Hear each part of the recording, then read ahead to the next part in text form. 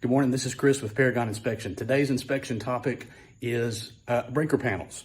So today, I'm in a 1981 home, and there were a number of panels produced back in the 70s, even into the early 80s, that were known or are now known to be fire hazards. The breakers don't always trip when they should, leading to overheating. Sometimes the breakers don't remain well seated against their bus bars, causing arcing and also overheating. So this is an example of one of the panels. It's a little bit more rare. You see a lot of the ones labeled Federal Pacific Stab Lock.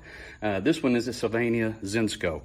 And so these breaker types have really just been deemed to be inappropriate and not safe. So this whole panel should be replaced for the safety of the home. That'll be our recommendation today. And this is an example of some of the electrical safety items we're looking out for on your behalf. Have a great day. Call us when you're ready for your inspection. Take care. Bye-bye.